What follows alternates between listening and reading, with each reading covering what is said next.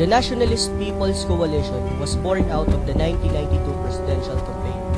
Sometime in 1990, a group of private and individual political figures worried over the national, political, and economic disarray, approached former Ambassador Eduardo Danding Coangco to ask him to lead a national coalition in the forthcoming presidential elections. Although Mr. Coangco was still weighing the offer, these friends of Danding proceeded to informally organize in view of the limited time left before the polls. One consideration was under what banner Ambassador Coangco would run in case he made the decision to enter the race. He intimated to his supporters that he has always belonged to the Nacionalista Party and that he wished to run under its banner if the selection process were free and fair. The two other candidates seeking the NP nomination were Senator Juan Ponce Enrile and then Vice President Salvador Doy Laurel. Vice President Laurel was president of the party and claimed control over its rules and procedures. Challenging this claim to unilateral control was former Rizal Governor Isidro Rodriguez, son of the Grand Old Man of the NP. Anticipating the likelihood that the three candidates would be unable to resolve the question of what rules would determine the selection of delegates, some of Mr. Coangco supporters decided to form and register a new political party with the public in order to offer the ambassador the widest possible options. These individuals, including Antonio Valdez, Antonio Gatmaytan, Jerry Barican, Gabi Villarreal, and others, now proceeded to draft the constitution and bylaws of a new Partido Pilipino and to organize its incipient chapters in provinces and cities nationwide. Following this process, hearings were held by the COMELEC Anbang on the petition to recognize Partido Pilipino as a national political party. The COMELEC issued the formal registration on February 5, 1991. The founding officers were Jerry Barican as president, Tony Gatmaytan as Secretary General, and Butch Valdez as treasurer. Meanwhile, attempts to resolve the nomination process at the NP proved futile. Senator Enrile withdrew, declaring the rules unfair. The NP broke up into two, the Laurel wing and the Rodriguez wing. The former nominated Vice President Laurel. The latter supported Ambassador Coangco. The issue of what wing had legitimate control over the NP wing ended up in court. Much later, the courts held the Laurel wing to have the better claim. Consequently, those supporting the candidacy of Mr. Coangco coalesced under an umbrella group, the Nationalist People's Coalition. This umbrella covered those who belonged to the NP Rodriguez wing, those from the KTL, members of the Partido Pilipino, regional parties like Palania of Nueva Ecija, sectoral groups, and individuals with no political affiliations, and others. However, the NPC was not then registered as a separate political party. When the NPC fielded its candidates in 1990 from president down to local candidates, they filed their certificates of candidacy under their own parties, usually in coalition with Partido Pilipino, under the NPC umbrella. Then, Senator Joseph Estrada, whose partido ng Masang Pilipino coalesced under NPC, won as the Vice President in the 1992 election. Following the election, the NPC continued to meet and organize until it was thought time to formally register it as a political party with the COMELEC. Instead, the suggestion was made by its organizers of the Partido Pilipino to change its name to the NPC, a far simpler procedure, and to turn over the leadership of the organization to the newly elected leaders of the NPC.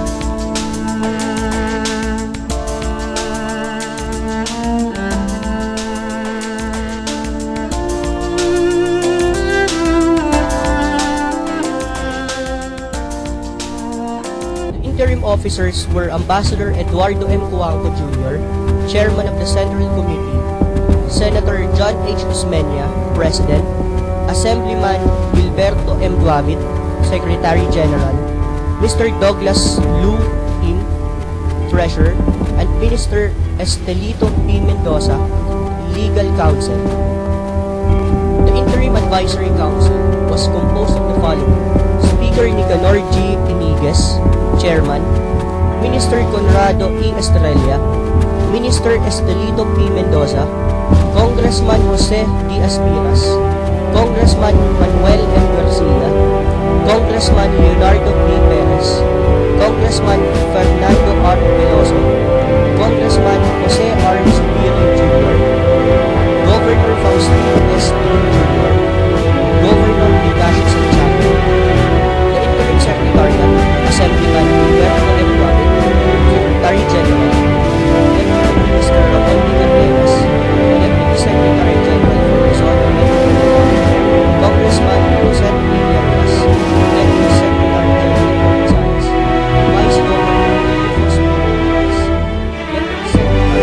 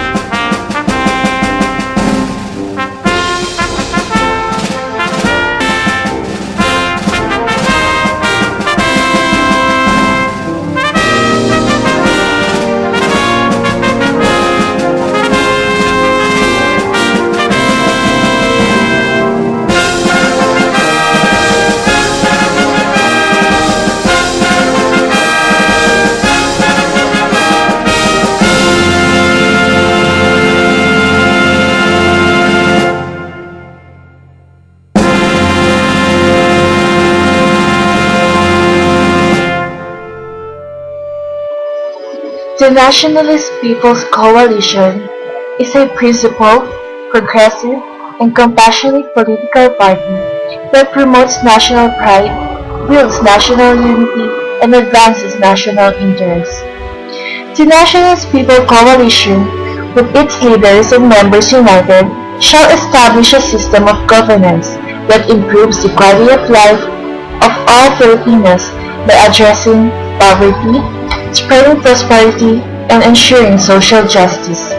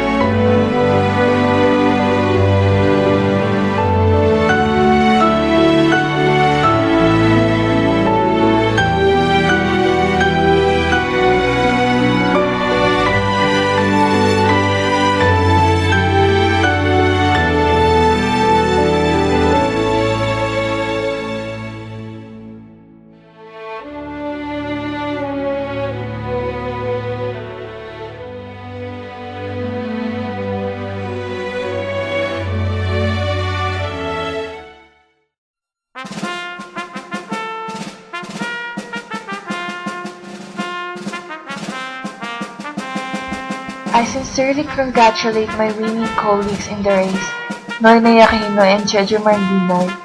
I wish them all the best in the difficult road ahead for our country. May their leadership usher in the new era of less poverty, stable economic growth, peace, and environmental security. Now is the time to put strained relationships of political disunities spawned during the electoral campaign behind us. Let us work together in cooperation and in constructive engagement to build a better nation. And lastly, I'd like to thank all who supported my campaign in various ways, as well as those who believe in the soundness of the alternative program, our leadership that Manny Villar, myself, and our whole team offered. My congratulations to the judicial and executive departments of the Philippine government for this forum on illegal drugs. Close kami? Oo. Nakasama ko sa school buhol? Oo. Istatya? Hindi. Hindi? Pero may kinalaman sa school? Oo, pwede. Sinulong niya ang financial aid para sa mga estudyante at mga teacher. Oo! Close talaga kami. Oo! Alam ko na. Tito Soto! Oo! Tito Soto, senador ng Pamilyang Pilipino.